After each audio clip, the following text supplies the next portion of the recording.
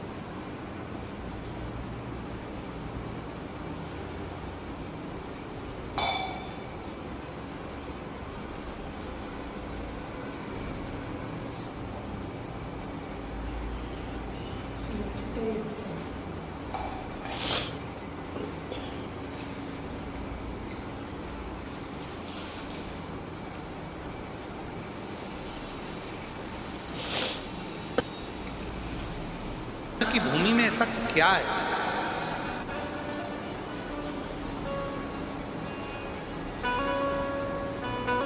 ओंडा नागनाथ महाराष्ट्र में, पल्ली बैजनाथ महाराष्ट्र में, त्र्यंबकनाथ महाराष्ट्र में, भीमा शंकर महाराष्ट्र में, कृष्णेश्वर महाराष्ट्र में। ना जाने तुम लोगों ने कौन सा पुण्य करा था, तुम भी महाराष्ट्र में।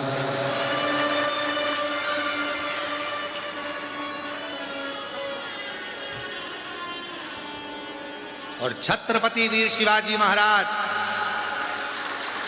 महाराष्ट्र में, और केवल महाराष्ट्र में नहीं, छत्रपति वीर शिवाजी महाराज पूरे भारत देश में,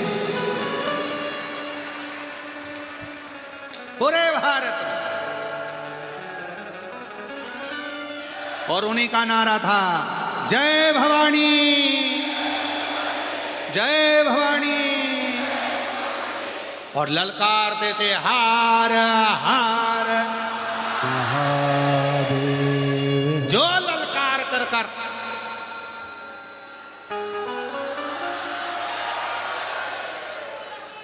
तुलजा भवानी ने जो तलवार दी थी वीर शिवाजी महाराज को, वो भवानी की तलवार लेकर, भवानी को साथ लेकर, जीजाबाई का आशीर्वाद लेकर जब दुश्मनों पर टूट पड़ते थे तो दुश्मन भी भाग जाते, सामने नहीं आते, भाग जाते। अरे बहुत बड़े बड़े वीर इस महाराष्ट्र की भूमि ने दिया, बहुत बड़े बड़े वीर।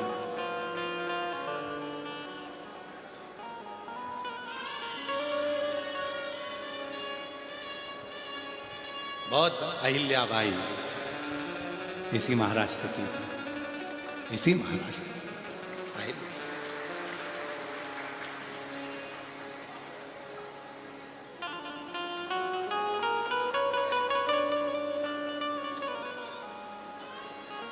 और समय बदलते बदलते फिर एक शेर और महाराष्ट्र की भूमि पर जन्मा, बाला साहब ठाकरे।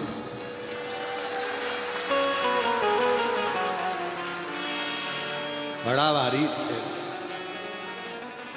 महाराष्ट्र की भूमि पर ऐसा शेर जन्मा था,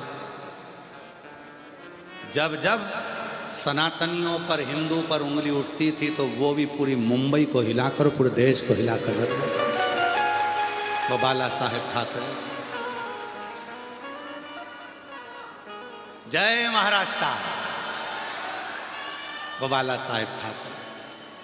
दिया है महाराष्ट्र ने, वीरों को दिया है महाराष्ट्र ने,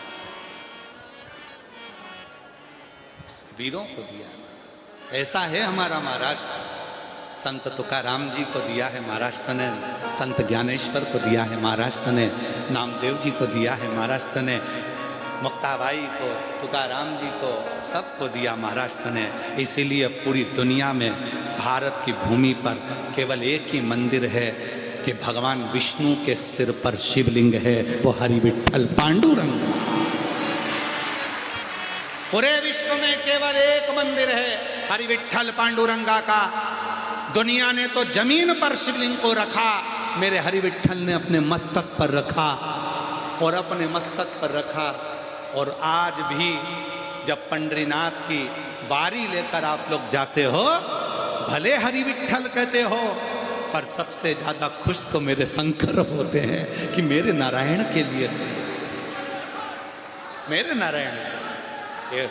और मैं वारकरी संप्रदाय के सभी संतों को वारकरी संप्रदाय के सभी संत महात्माओं को प्रणाम करता हूँ, कीर्तनकारों को, जिन्होंने इस बारी को आज भी बरकरार रखा है, इस बारी को बरकरार रखा। और आषाढ़ी एकादशी पर तैयारी करो, हर घर से बारी में जाओ और पंडरीनाथ का दर्शन कर अपने जीवन को धन्य बनाओ। यही भाव 12 ज्योतिर्लिंग की कथा पूर्ण होती है। चंचुला देवी का पति बिंदु प्रेत योनि से मुक्त होता है। भगवान ईश्वर गोरा शिव पार्वती जी वर देते हैं, तुम रुका जी। कलिकाल में, कलयुग में जो शिव महापुराण की कथा को हृदय से पंडाल में बैठकर या भाव से जहां मौका लगे वहां बैठकर श्रवण करेगा, जो मांगेगा शिव कहते हैं वो कथा से घर जाएगा, उसके घर तक मेरी पीछे पीछे जाकर उसका भंडार भर